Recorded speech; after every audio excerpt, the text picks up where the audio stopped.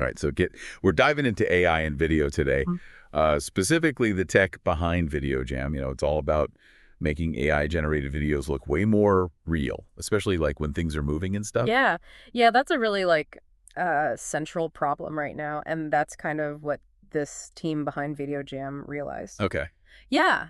They figured out that a lot of the AI systems we have today that are making these videos are kind of missing a crucial element.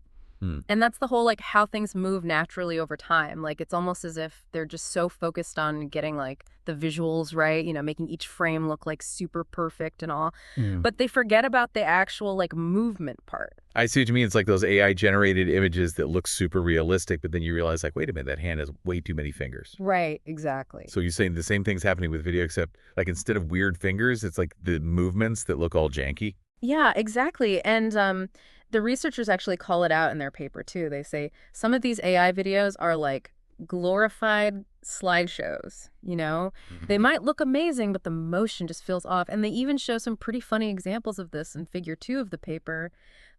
Imagine a jogger where their feet kind of stick, almost like they're stepping on the same leg over and over again. Oh, wow. Or picture a gymnast doing a cartwheel, but their limbs are all out of sync. It's like the AI forgot how physics works. Okay, that's kind of funny, but also a little creepy. I'm starting to get why getting this movement thing right is so important. But why is this happening? Is it just that the AI isn't smart enough yet?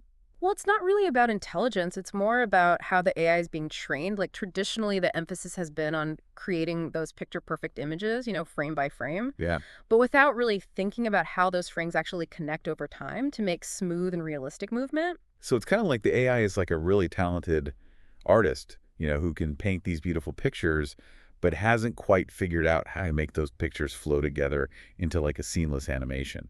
That's a great analogy, yeah.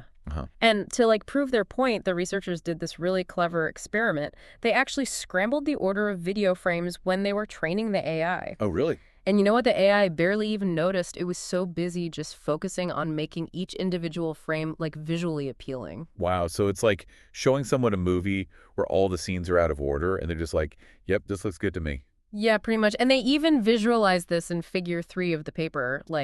There's this flat line early on in the graph, and that basically means that for the first part of its training, the AI isn't even paying attention to whether the frames are in the right order or not. Okay, that's a huge red flag. It's clear that we need to teach this AI a thing or two about movement, and that's where this VideoJAM thing comes in, right? Exactly. That's what VideoJAM is all about. It's specifically designed to fix this motion blindness that we see in a lot of AI models today. And it does this by essentially giving the AI a crash course in both appearance and motion at the same time. Right. It's we're teaching the AI not just what things look like, but also how they move in the real world, So instead of just showing the AI a ton of videos, we're also giving it this extra information about how things are supposed to move. What does that actually look like, though? Well, there are 2 main parts to how VideoJAM works. The first is during training, it feeds the AI not just videos, but also something called motion representations. Motion representation. That sounds pretty technical. It is a bit, but imagine it giving the AI a blueprint or skeleton for each video. Okay. These representations basically show how the different parts of the scene are moving in relation to each other. It's like giving the AI a choreographer's notes that map out every single movement. That's interesting. I see. So instead of the AI just looking at the pretty pictures, it's also getting this extra layer of information about how those pictures should be moving. Yeah. It's kind of like if you're learning to dance from watching a video, but you also have a choreographer there explaining each step and the overall flow of the routine. Yeah, exactly. That's a great way to put it. So this way the AI is actually learning to pay attention to those subtle details of movement from the very beginning. All right. But that's just the first step. Right. The second part of VideoJAM is where things get really cool. Okay, I'm all ears. Tell me more. What's the second step all about? They call it inner guidance, and it's basically giving the AI its own internal choreographer, Okay. So during the video creation process, the AI is actually using its own predictions about how things should move to kind of steer itself towards more realistic results, Interested. It's constantly checking its own work, making sure that the movements make sense based on what it's already learned. So the AI is not only learning from those motion representations, but it's also using that knowledge to refine its own creative process. That's pretty meta. Yeah, it is. And that's one of the really cool things about VideoJAM is that it's designed to be super flexible. You can basically like plug it into tons of different existing AI models without having to like start from scratch or collect a bunch of new data. That's amazing. Yeah. So it's like giving a bunch of different artists the same set of tools to help them improve their technique.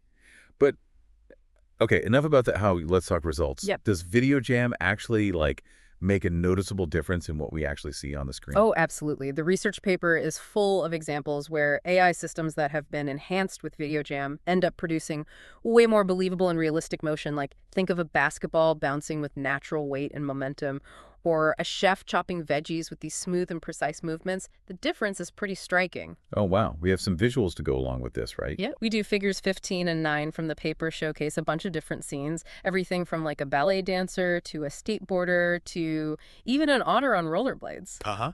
Yeah. And the movements in those VideoJAM examples are so much smoother and more fluid compared to what we were seeing before. That's awesome. But I got to ask, is VideoJAM perfect? Are there any limitations to what it can do?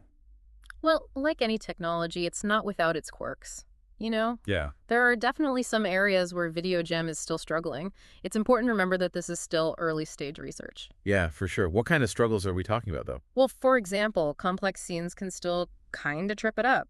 There's this one example in the paper where they were trying to generate a video of a skydiver, and sometimes the parachute wouldn't actually appear when it was supposed to. Oh, no. Yeah, leading to some pretty rough landings for that AI skydiver. Okay, that's hilarious and slightly terrifying. Right. And another area where VideoJAM still needs some work is in capturing those super subtle and fine-grained movements. Things like nuanced facial expressions or the way a musician's fingers move across an instrument, Those are still really challenging to get right, even for us humans. So basically, VideoJAM has got the broad strokes of realistic movement down. Yeah. But it still needs a little more finesse when it comes to the really intricate details. Exactly. But even with those limitations, the progress that we're seeing is undeniable. VideoJAM is bringing us a lot closer to making AI-generated videos that are basically indistinguishable from reality.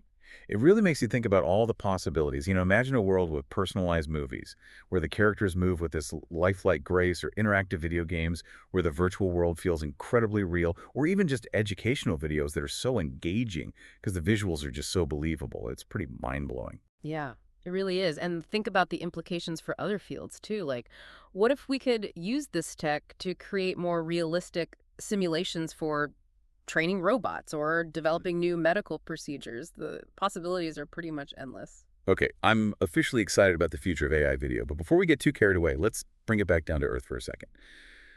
Earlier, you mentioned how important it is for AI to understand realistic motion. Can you just talk a little bit more about that? Why does it matter so much? Well, it all comes down to how we as humans actually perceive and process information. We're incredibly sensitive to movement. Our brains are constantly analyzing how things move to make sense of the world around us.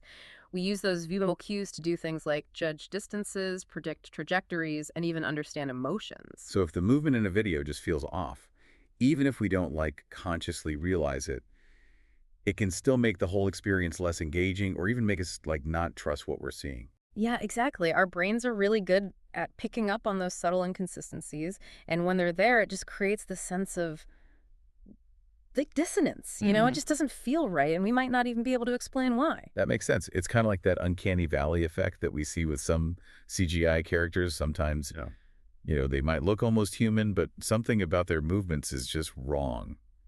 And it just creeps us out. Precisely. And that's exactly why getting the motion right is so crucial, especially as we move towards this future where AI-generated video is becoming more and more common. If we want people to actually connect with this technology and trust what they're seeing, we need to make sure that it moves in a way that just feels natural and believable. So it's like our brains have this built-in radar for anything that seems even a little bit off when it comes to movement. So even though this VideoJAM is helping AI get better at creating realistic motion, is there a limit to how good it can actually get? That's a great question. And it kind of gets at this really interesting challenge in AI research. You see, motion itself is inherently ambiguous. What we see as movement is really just a bunch of still images played back super fast, right? They're flipping through a stack of photos really quickly, and then our brains just interpret that as continuous motion. Exactly. But here's the thing. There are usually multiple ways to actually interpret that sequence of pictures, and our brains just seamlessly fill in the gaps. We use our understanding of physics and the world around us to pick the interpretation that makes the most sense. So like if we see a ball moving across the screen, we just automatically assume it's following a smooth path, even though we're only seeing these like snapshots of that movement. Exactly. But for AI, it's not that simple. Yeah. It doesn't have that same built-in understanding of physics or how objects are supposed to behave in the real world. So it might look at that same ball movement and see it as a series of like jerky jumps, or even as the ball like disappearing and reappearing in different places. Wow, that's kind of mind-blowing. So even though VideoJAM is teaching AI to be more aware of motion, it's still struggling with this really basic problem of how to interpret a bunch of images. Yeah, that's right. And this is where things get really exciting for the future of AI.